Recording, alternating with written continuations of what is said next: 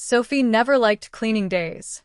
Every Saturday morning, her mother would hand her a box and say, "Time to sort the storage room." And every time, Sophie would sigh like it was the end of the world.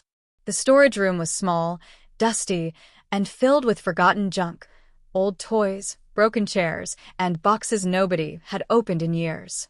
But that day, something strange happened. While moving a tall bookshelf, Sophie noticed a cold breeze brush against her legs. "That's weird, the windows are closed," she muttered. She pushed the shelf aside and froze. Behind it, the wallpaper looked different. It bubbled slightly, like something was underneath. Curious, she peeled a corner. Rip. Dust fell away. And there it was. A small wooden door. Not a decoration. A real door. It was barely taller than her shoulders, with a round brass knob and tiny carvings shaped like stars.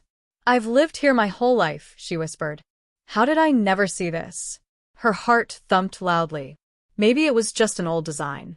Maybe it led nowhere. But the air seeping through the edges smelled fresh. Like rain. Like forests. Not like the dusty storage room. Slowly, carefully, Sophie turned the knob. Click. The door opened by itself. A soft golden light spilled out. And instead of another room, there was sky. Blue sky. Clouds drifting lazily. Wind brushing her face. It wasn't possible. Her house only had walls behind this room. Yet beyond the door was a wide, grassy field stretching to the horizon. Sophie stared, breathless. This can't be real. But the wind tugged her hair gently, like it was inviting her. Just one step, she thought. Just one look. And before she could change her mind, she stepped through. The moment Sophie crossed the doorway, the air changed. It felt lighter. Sweeter. Like the world had just rained. Behind her, the small wooden door still stood alone in the middle of the field, attached to nothing. No walls. No house. Just a door standing by itself. "Okay, this is definitely not normal," she said.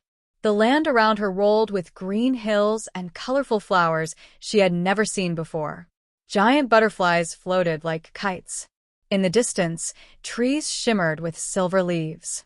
Everything looked softer, rounder. There were no sharp corners anywhere. Even the rocks were smooth like marbles. "This place looks like a painting," she whispered. Suddenly, something bounced past her foot. A creature the size of a rabbit, but shaped like a ball of fur with tiny legs. It blinked big golden eyes at her. Then it squeaked and hopped away. "Hey, wait." Laughing nervously, Sophie followed it across the hills until she reached a small village made of curved houses that looked grown from the ground itself. Strange people walked around, tall, thin, and glowing faintly.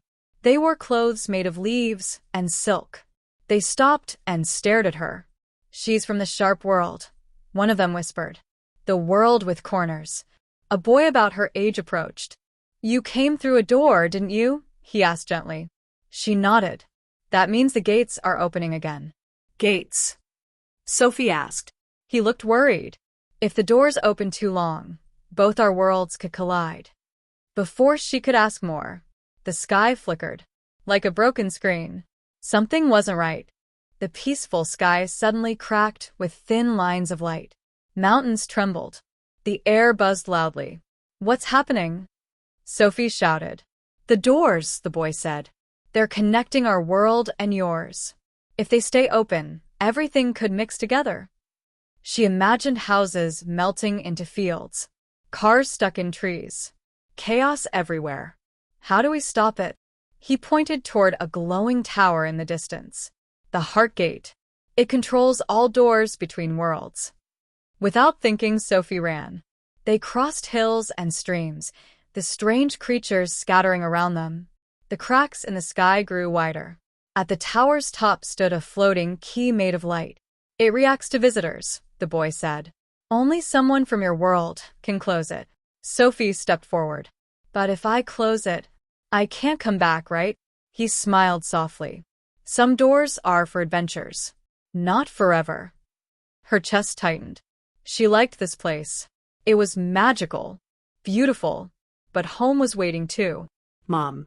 School. Her messy room. Her life. Taking a deep breath, she grabbed the key. Light burst around her. The sky sealed itself. The shaking stopped. Everything grew calm. Moments later, she stood back in the dusty storage room. The little wooden door was gone. Only plain wall remained. For a second, she wondered if it had all been a dream. Then she noticed something in her hand. A tiny silver leaf. Still warm. She smiled. Somewhere out there, another world still existed. And maybe, one day, another door would appear.